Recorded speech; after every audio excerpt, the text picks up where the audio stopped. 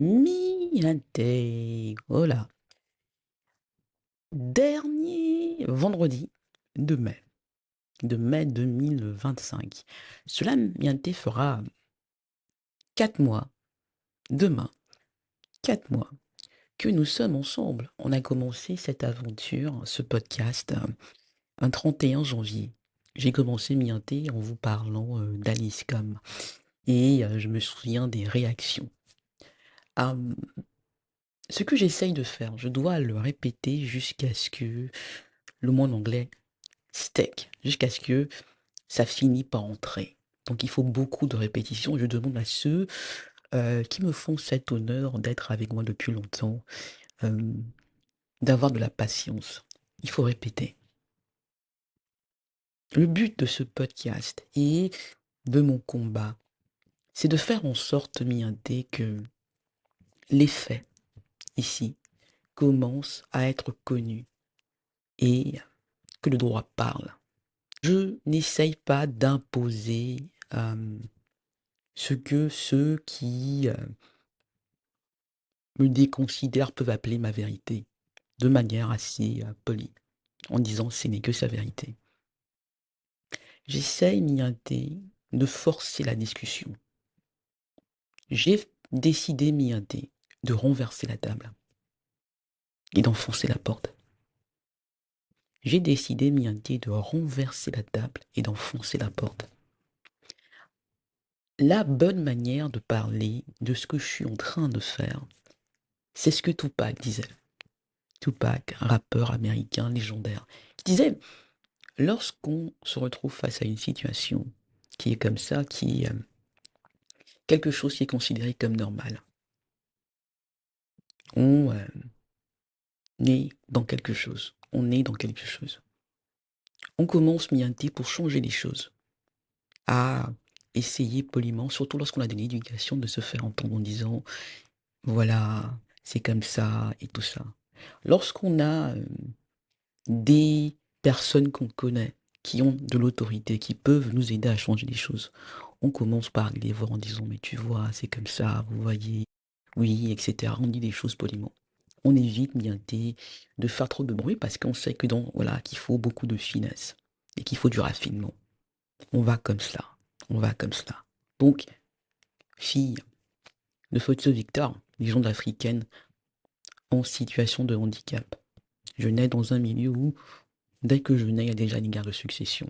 Et moi, je viens là, je fous, pardonnez-moi l'expression, le bordel, en devenant handicapé à l'âge d'un mois et en refusant, comme dans toutes ce qu'on appellerait les grandes familles, toutes les familles tout court, en Afrique ou ailleurs, je refuse de accepter la place qui est la mienne. Je refuse de croire que mon handicap est mon destin. Je refuse de croire que mon handicap est mon destin. Et je suis aidé avec cela, Nianté, par mon papa, par mon enfant, car j'ai le nom de la mère de mon père. Je suis aidé avec cela par mon papa. Je veux penser que c'est parce qu'il m'aimait. Mais il est aussi possible, Nianté, qu'il avait une culpabilité. Il n'était pas là. Et il connaissait son environnement mieux que personne. Donc il me permet, Nianté, de me sortir de là et d'aller à New York. Et là, grâce à l'ouverture de la société américaine, The Americans with Disability Act, j'arrive à avoir une éducation. Oui, l'argent de Photo Victor a joué un rôle clé. Je n'aurais pas pu le faire si mon père n'avait pas été Photo Victor. D'une certaine manière, Cristal Nadia est l'exception qui confirme toutes les règles. C'est vrai. Mais je le fais. Je fais ce que les autres ne font pas.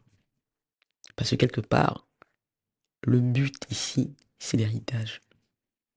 Et beaucoup se disent, Photo Victor, lui, n'a pas fait d'études. Donc ça nous sert à quoi? Le cancre de macaque est aussi le cancre de macaque parce que il comprend très très vite, avant les autres, puisqu'il est le deuxième fils, le quatrième enfant. Il comprend très vite les enjeux et donc commence très vite à y aller. Moi, je viens là et je fous la merde. Et donc, quand j'essaye de changer les choses avec ma manière américaine, oui, qui peut être abrupte, mais j'essaye de le faire en restant dans le système, au départ, dès le départ. Quand je commence à le faire, après l'amputation, quand je vois que mon père est en fin de vie et que je me dis, mais je peux pas rester là, je peux pas juste rester à New York comme ça en me disant je vais avoir ma propre vie de lumière, c'est pas possible. Ça va finir par me rattraper. Et ça me rattrape. Mais vous connaissez cette histoire, j'ai passé bientôt les 4 premiers mois à vous la raconter. Et je vais faire de mon possible pour continuer à vous la raconter en faisant qu'elle soit plus audible et en améliorant ma technique, bientôt. Je le sais. Ok, on va apprendre à mieux couper ce podcast afin qu'il soit plus regardable en faisant des extraits plus courts pour que vous compreniez, pour aller droit au but. Donc quand on se rend compte que on n'a même pas la légitimité pour juste parler et être écouté, il y a deux choix.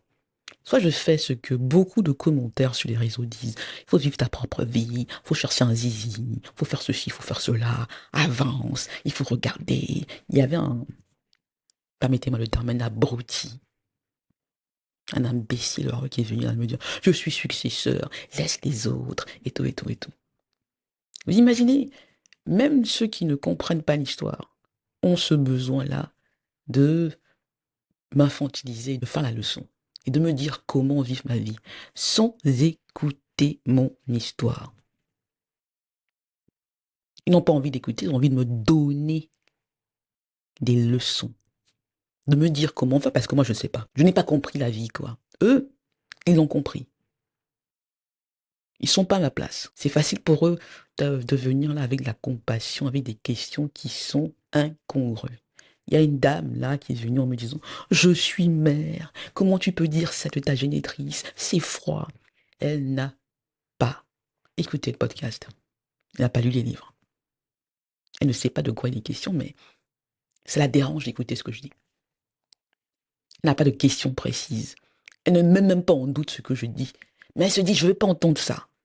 Elle ne veut pas se dire que là, ce que Christelle Nadia Fotso dit, c'est qu'il y a des choses qui se sont passées qui sont illégales. Barreau de Bruxelles, barreau de Washington DC, l'État du Cameroun, etc., etc.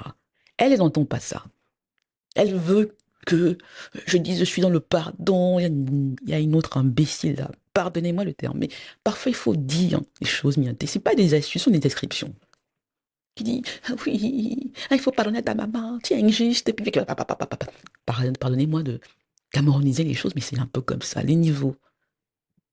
On se focalise sur le doigt de Christelle Naya Futso pour ne pas mienter à rester sur le sujet. C'est plus simple en fait.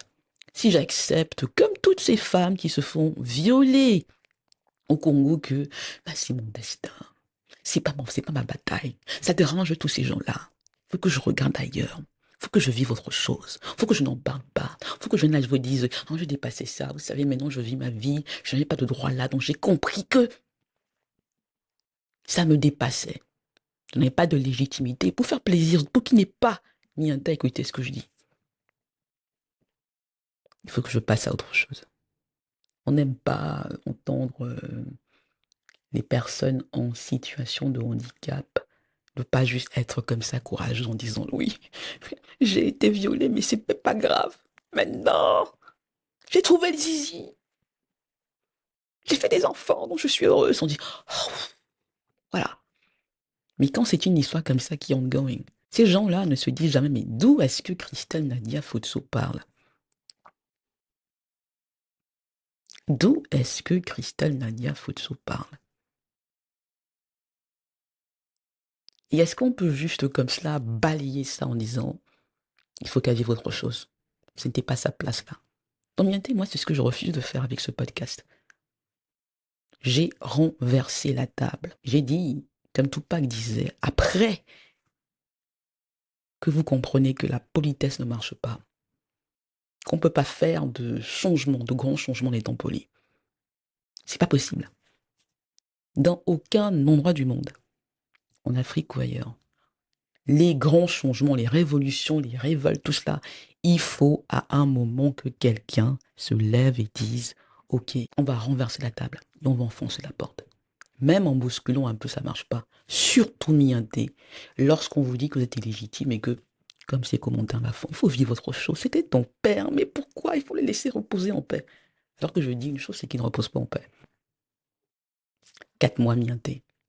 Je ne suis pas pressé. Il y a beaucoup de choses que je vais vous raconter.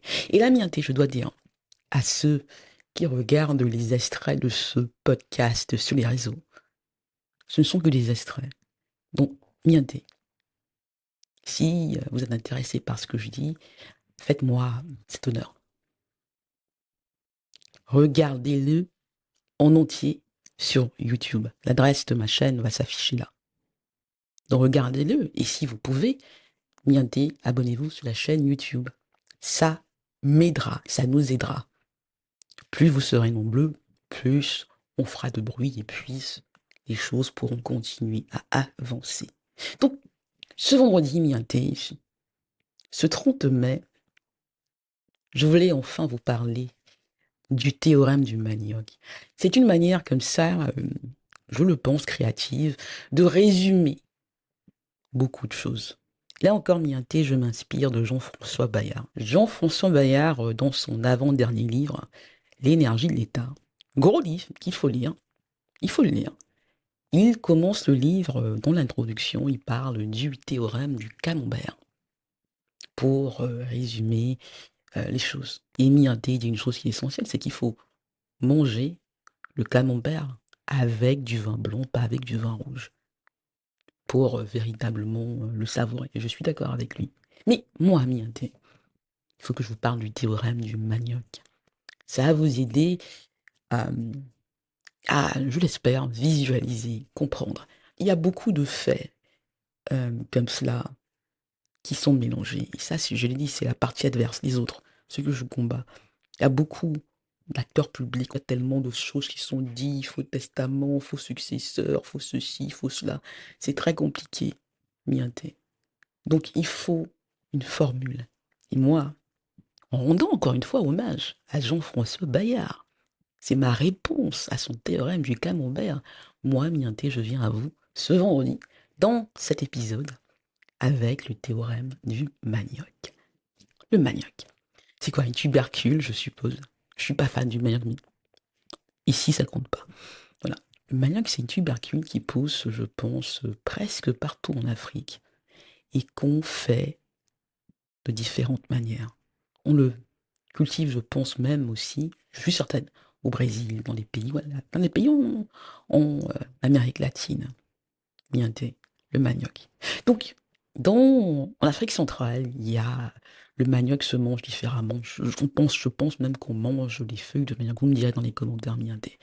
On mange les feuilles du manioc. Et il y a miinté, on le voit, on le mange. Il y a, on le coupe de cette manière, on peut le cuire, on peut faire ceci. Et puis, il y a aussi miinté ce truc qui est très très célèbre, je pense, je crois, bâton de manioc. Miinté. Le bâton de manioc, qui est un des produits dérivés du manioc qui est très très très connu. Et le bâton de manioc miinté, au Cameroun par exemple, je ne veux pas aller dans les autres pays parce que je ne les connais pas. Voilà. Le manioc, il est différent. Il est fait différemment dans la région du son du Cameroun, même à l'ouest du Cameroun, c'est fait différemment, miinté. Moi, c'est la seule manière dont je peux véritablement consommer le manioc, c'est le manioc comme les Douala le font, les Miondo. Voilà, c'est ce que je préfère. Est-ce que si, je ne dirais pas, mais les Miondo, c'est pas mal. Mais le bâton de manioc, c'est un peu ça. Donc, il y a le manioc. Le manioc qui fait dans la région de l'Ouest n'est pas le même manioc que du centre. C'est pas le même manioc, c'est différent. Ça, c'est même pas la même texture. Voilà. Pourquoi le théorème du manioc? Le théorème, c'est quoi, Miata? Un théorème, c'est quoi? C'est une proposition qui est toujours vraie. Ou qui dit qu'elle est toujours vraie. Ça dit quelque chose de vrai. Voilà. Pour le, pour beaucoup de, euh, passez-moi le terme, il est problématique, mais je vais le dire comme ça. Pour beaucoup de non-africains ou de ceux qui ne connaissent pas, qui ne sont pas familiers avec, je vais utiliser le terme, la gastronomie d'Afrique centrale, disons. Voilà. Le bâton de manioc sent extrêmement mauvais.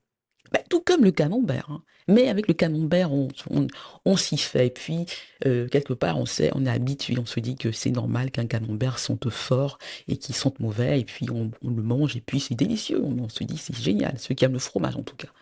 Le manioc, c'est un peu la même chose. Mais pour ceux qui n'y s'y connaissent pas, on ne sait pas. Et puis, c'est fait dans des feuilles comme ça. On se dit, bah, qu'est-ce que c'est? Et puis, c'est africain. On peut dire, oh, voilà. Donc, il y a cette anecdote mientée. Euh, Là, je vais raconter un sur ma génitrice. C'était, elle arrive à New York le lendemain, les lendemains, c'était pas tout de suite après, du 11 septembre. Donc il y a une psychose comme ça aux États-Unis, etc., etc. Donc comme toute africaine typique, elle a dans ses bagages des produits de la, voilà, la cuisine africaine, camerounaise, quoi. Donc elle voyage avec les bâtons de manioc, tout ce qu'il faut offrir aux gens, les prunes, etc. La génitrice débarque à New York et on fouille ses bagages parce que c'était les lendemains du 11 septembre. Voilà. Et donc il y a, et là c'est pas une question de racisme, ce sont des Africaines américaines qui fouillent ses bagages et qui trouvent des bâtons de manioc. Parce qu'elle était passée par le Canada, elle avait laissé déjà une bonne partie de choses. Donc, il n'y a que les bâtons de manioc qu'on trouve dans ses bagages, diplomate, etc. Donc, elle a l'immunité. Mais il regarde le manioc et il se demande, il commence à, voilà, et tout ça, et tout ça. Et donc, il y a, c'est des Africaines américaines qui, donc, elles sont noires, c'est pas une question de racisme, c'est une question de savoir et d'exotisme. Donc, elle voit le bâton de manioc mienté. Et elle se demande, donc, alors quelqu'un demande, elles ne posent pas la question à ma génitrice. Elles disent, mais c'est quoi ça? Ça, voilà, ça sent mauvais, ça sent fort. Je dis, vous savez, vous savez ce qu'elles disent? Oh non, it's French cheese. Pour rejoindre, ça rejoint le théorème du camembert de Jean-François Bayard. Donc, des membres du staff de l'aéroport de JFK, voilà, de New York, pensaient que le bâton de manioc camerounais était du fromage français. Mais qu'est-ce que j'essaye de vous dire, Mianté, avec mon théorème du manioc? C'est que les histoires africaines sont un peu comme le manioc. On essaye comme ça de faire en sorte qu'elles soient des exceptions, de les sortir de là et de ne pas avoir regardé les faits parce qu'on se dit c'est africain, c'est comme ça. On accepte des choses qu'on n'accepterait nulle part ailleurs. Des choses qu'on accepterait nulle part ailleurs. J'ai parlé dans un épisode en anglais, je pense, de ce monsieur, je ne dirai pas son nom parce qu'il a enlevé son article, qui a fait un article sur LinkedIn, rapide, sur Fotso Victor. Ce monsieur est spécialiste des entreprises familiales. Déjà, il réduisait Fotso Victor à quelqu'un qui avait créé un petit groupe familial comme ça. Il ne savait rien de lui. Et tout de suite, il parlait de un monsieur qui a raté sa succession. Et ce qui était scandaleux pour moi, c'est qu'il me citait. Et il m'a tagué. Donc pour que je lise ce qu'il a écrit. Il a fait ça, Mianté, et il avait résumé Fotso à un polygame qui a fait trop d'enfants, trop de femmes, et que c'est lui qui a créé le désordre par sa vie privée. Et lorsqu'on lisait les commentaires, c'était l'Africain, le commentaire c'était je me demande comment il a réussi à travailler. Est-ce qu'il travaillait avec autant d'enfants, 100 et plus? Comment est-ce qu'il a fait ça? Ouh là là, mais c'est fou ces Africains, des baiseurs, des... Voilà, c'est un peu, ça me rappelle de ces phrases-là de cet animateur français, Pascal Sevran, qui avait parlé de la bite des Noirs. Voilà. Donc Fotso, c'était ça. Dans le théorème du manioc, où on sort cela. Et polygamie, le nègre qui n'a pas, il sait pas, il ne sait pas le contexte, il ne sait pas que Fotso a été à Genève, qu'il y a euh, un notaire, une gestionnaire de fortune. Il ne sait pas ce qui a été fait, il ne sait pas que c'est la prédation. Quelque part, ça ne l'intéresse pas. Il se focalise sur le manioc. Et ne connaissant pas le manioc, il se dit, bon, c'est un fromage français. Et tout de suite, ce sont les moqueries. De nègre, oulala, regardez ça. Et quelque part, Miyanté, est-ce qu'on peut véritablement lui en vouloir? Parce que c'est ce que même les Camerounais font. Et quand je parle de polygamie, on dit que c'est ça. On ne comprend pas ce que j'essaye de dire. On ne comprend pas ce que je dis, c'est que malheureusement pour mon père, son africanité, son côté traditionnel. Ici, le dessert, ça tue tout. Et ça rend mon combat encore plus compliqué. Parce que je viens là avec le handicap et les autres sont là. Et on se dit, mais pourquoi elle est plus importante que les autres? Sans écouter ce que je dis. Donc quelque part, on met, voilà, le conque de macaque qui avait commencé cela depuis. Et vu qu'il a pris une grosse partie de la fortune, il tue cela, il tue cela. Je lui ai dit que qui a pris non, si sa partie, elle tue cela et tout cela. Et moi, je suis là, mienté. La seule arme que j'ai, c'est ce podcast. Le droit, mon écriture, est d'essayer de m'obstiner à raconter une histoire. Le manioc. Si on sort le manioc de cela, du contexte, et qu'on dit c'est quoi ça, on peut se dire it's French cheese. On peut se dire it's French cheese. Le théorème du manioc. Il y a des vérités qui sont universelles. Et c'est pourquoi, encore une fois, je continue de vous parler de Jean-François Bayard. La banalité des sociétés africaines. On commence même déjà à mienter par ne pas savoir qui Fotso Victor est. Pour parler de lui. Parce que c'est un Africain polygame, on se dit, ils sont tous les mêmes. L'histoire ne peut pas être plus compliquée que cela. Et puis, si elle est compliquée, ce sont des trucs africains là. J'ai pas envie de savoir. Ça m'intéresse pas. Et ça, encore une fois, les Camerounais, les Bandjounes sont responsables de cela. Parce que c'est eux et leurs mauvais sentiments, ou les mauvais sentiments de beaucoup de gens, de beaucoup de Bandjounes, de l'élite Bandjoune surtout, qui créent cela. Et c'est le cas à l'ouest. Moi, je ne veux même pas aller juste le Cameroun, c'est le cas à l'ouest. Qui sont passés à autre chose. Parce qu'encore une fois, eux-mêmes ont ignoré le théorème du manioc. Fotso. Ah non, il a dit que les Bamileke ne pouvaient pas être machin. Comme quelque part, c'est bien fait pour sa gueule. Sa réussite mettait de l'ombre. Il n'a pas compris tout ça. C'est son, les Bamileke, les Bandjounes, qui sont les principaux responsables du fait qu'on utilise. Je ne veux pas utiliser le mot, mais ça, c'est ça un mot passe-partout, donc je l'utilise ici en sachant que ce n'est pas le mot approprié. Mais leur culture pour faire de Fotso Victor un Bamileke parce qu'eux-mêmes ils le font.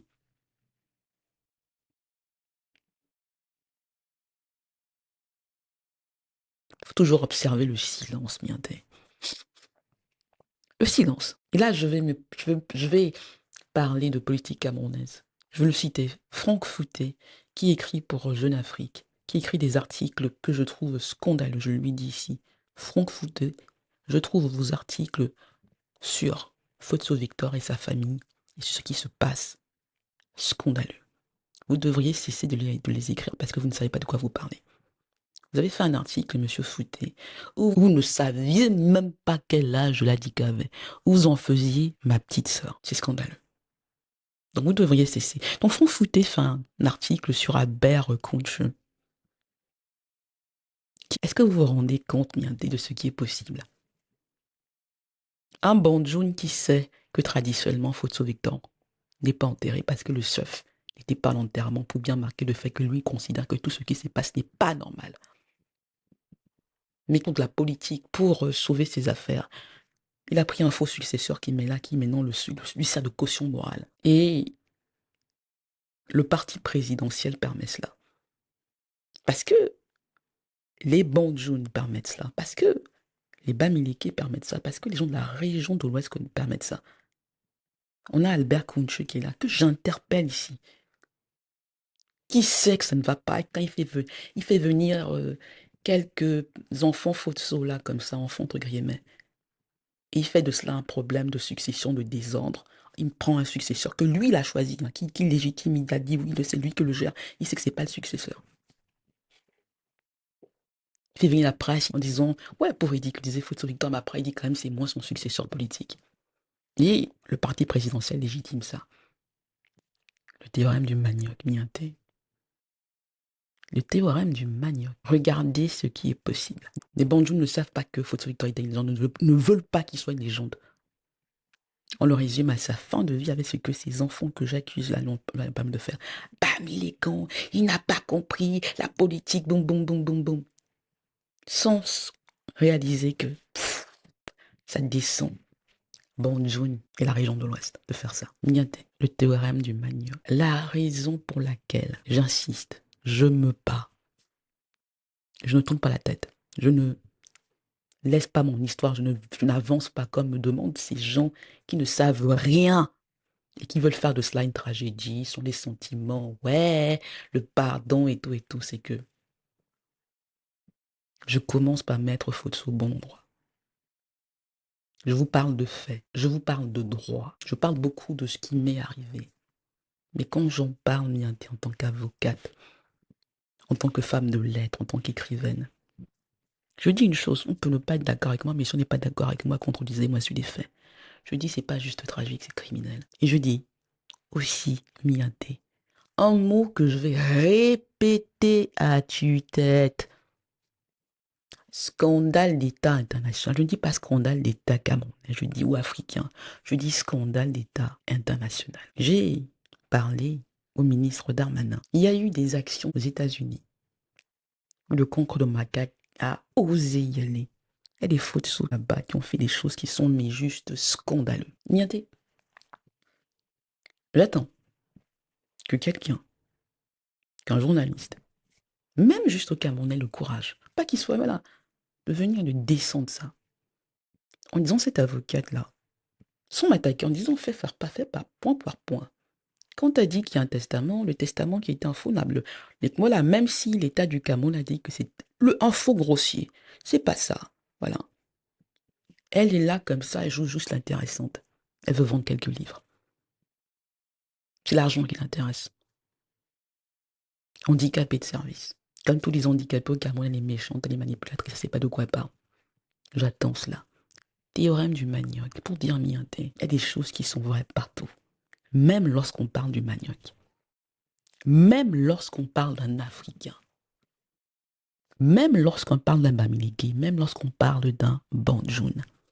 Même lorsqu'on parle d'une femme en situation de handicap. Des choses qui sont vraies. Quand quelqu'un qui ne sait pas lire, qui ne sait pas écrire, fait ce que Futso Victor a fait, vous pouvez dire ok, c'est du il a quand même fait. Quand une femme en situation de handicap fait ce que Christian a fait, vous pouvez faire mais elle a quand même fait. Quand quelqu'un comme Futso Victor meurt comme ça et que sa fille en situation de handicap qui est avocate qui a écrit des livres dit non, scandale d'État, vous faites ça nous intéresse pas. Mais elle le dit. Vous remarquerez, Mianté, le barreau de Bruxelles, silence, hein. Le Cameroun, Laurent Esso qui est revenu, c'est sur lui. Alice Com, premier épisode, elle peut pas parler. Elle peut pas parler. Elle peut pas parler. Gérald Damanin, Gérald, il peut pas parler. Il peut pas parler. Leur espoir, Mianté, c'est que vous ignorez le théorème du manioc. Ils peuvent pas me répondre. Ils peuvent même pas tuer ça. Leur seul espoir, Mianté, c'est que ça reste là et que les gens continuent en disant non, les choses sont intéressantes, en prenant le manioc, en le sortant du contexte et en disant Futso Victor et Christelle Nadia Futso, ce sont les seuls là.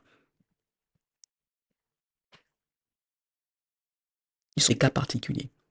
Ce qu'ils ont réussi à faire ne veut pas dire qu'on doit au moins considérer ce qui leur est arrivé et pour au moins répondre en disant Mianté juste une chose, c'est pas ça. L'handicap est là.